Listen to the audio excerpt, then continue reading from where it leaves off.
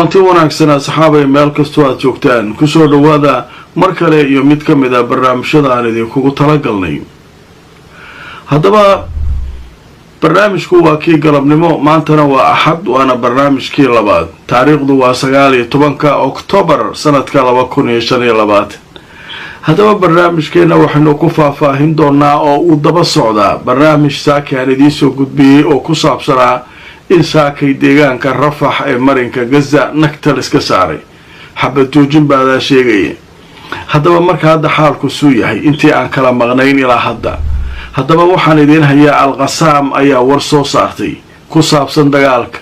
xukuumadda Israa'iil waxay soo saartay war ku saabsan dagaalka soo u dhacay. warbaahintu waxay ay arkeen ayay wax ka qoreen. maraykanka ma lagu wargeliyey Israa'iil marka ay weerarka ku qaadaysay Gaza ilaa 20 weerar ayay saacado gudahood ka fulisay Gaza ee Israa'iiliyiintu ay fuliyeen. maraykanku ma loo sheegay tafaasiil arikaa ku saabsan. turkiga oo maraykanka fariin adag u diray oo ku saabsan in Israa'iil ay joojiso ku xadgudubka heshiiskii la gaaray.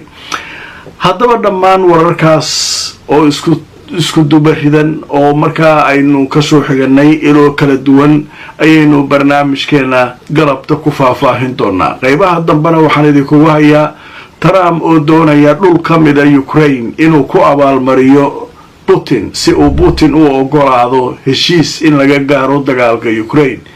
Ukrainiyiinta oo yaaban oo leh Trump marka uu dhulkeena bixinayo ma isaga dhulka iska leh. sheeko yaab leh ayaynu qaybta dambena ku faahfaahin doonaa. intaan ku jirno wixii warar ee soo kordhaysaan ku soo dhawaada barnaamijkeena galabnimo. barnaamijka qaybaha ugu badan waxaynu kaga hadli doonaa Gaza iyo arrimaheeda xaalka sida uu yahay. saakay barnaamijkii wuxuu noo joogay labadii qolo oo nagta iska saaray. Israa'iil oo duqeyn waday markaas iyo nimankii Israa'iiliyiinta ay ilaalinayeen ee Falastiiniyiinta ahaa oo la difaacayay iyagii muqaawamada oo ishelay. sheekadu halkaasay joogtay oo wax xabad joojina aanay jirin oo meel walba oo Jabaaliya waqooyiga koonfurta Israa'iil ay duqeyn ku bilowday. marka jawiga hadda sidoo yahay hadda waxa leeyahay jawigu waa degan. labada dhinacba way wararay soo kala saareen. dhexdhexaadayaashuna dadaalo badan ay sameeyeen. haddaba marka wararkii ugu dambeeyay mid aan idinkugu akhrin doonaa. marka ugu horeysa Al Jazeera waxay ka dhigtay ciwaan si loo ilaaliyo maleeshiyada ninka Falastiiniga ee yiraahdo Abu Shabaab ayaa ciidamada gumaystuhu waxay duqeeyeen Rafax waxayna sheegeen in dagaalkii uu dib u bilowday. oo fiirsada waxa dhan oo waxaas loo sameeyay Al Jazeera waaba soo koobtay ciwaan siisay maqaale ka qortay wariyaasheeda waxa dhan ay ka wareysatay. maxay ku tilmaantay si loo ilaaliyo maleeshiyada ninka la yiraahdo Abu Shabaab Yaasir Abu Shabaab alidada. maleeshiyadaas ayaa qolo muqaawamada u dustay markaas nagta ka saareen. waa carareen Israa'iil ay u galeen. Israa'iil gaari ay leedahay inuu difaaco isku dayay waa loo dhiibay laftirkiisa. sheekadu marka waxa dhan oo meesha ka dhacay Al Jazeera waxay ku soo koobtay liximaayati maleeshiya Abu Shabaab si loo ilaaliyo maleeshiyada Abu Shabaab ninka la leeyahay si loo ilaaliyo. haddaba marka warar kala duwan ayaanu soo aruurinay oo ku saabsan wixii laga qoray. haddaba marka ugu horeysa waxaynu ka bilaabaynaa Netanyahu ayaa amray in awood la isticmaalo haddii xabad joojinta Gaza la jabiyo. xafiiska ra'iisul wasaaraha Israa'iil ayaa sheegay inuu ra'iisul wasaaruhu amar ku bixiyay in awood looga jawaabo waxa ay ku tilmaameen xabad joojinta lagu jabiyay Gaza.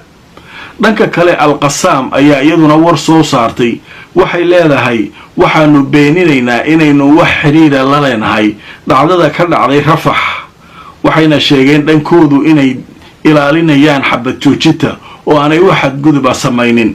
kataa'ibul Qassam bayaan rasmiya oo ay goordhow soo saartay oo ku saabsan dhacdadii saaki ka dhacday Rafax waxay sheegtay inaanay waxba ka jirin in Al-Qassam iyo muqaawamada kale ay markaa xabadda jabiyeen oo xabad joojinta jabiyeen. dhinaca kale xukuumadda Israa'iil ayaa iyaduna waxay sheegtay in ay markaa lagu soo wareejiyay maanta mid ka mida maxaabiistii laga haystay lafahoodii waxayna sheegeen midkaasu inaanu yahuudi ahayn balse uu ahaa Thailand lala qabtay dadkii yahuudda ahaa ee markaa iyagu ay qabteen muqaawamada 7 Oktoobar marka hawshaas halkaasay martay dhanka kale arrimaha Gaza waxaa sidoo kale ka cusub wasiirka gaashaandhigga ee Israa'iil ayaa wuxuu wacad ku maray in uu amar bixiyay oo la garaaci doono Gaza meel kasto kamid ah hadii mar kale wixii maanta dhacay oo kale ay dhacaan wasiirka gaashaandhigga Israa'iil Katz ayaa u hanjabay xarakada Hamas kuna eedeeyay wixii maanta ka dhacay Rafah inay iyagu mas'uul ka ahaayeen kanaalka la yiraahdo 12 ee Israa'iiliyiintu ay leeyihiin ayaa isaguna waxa uu xaqiijinayaa uu sheegayaa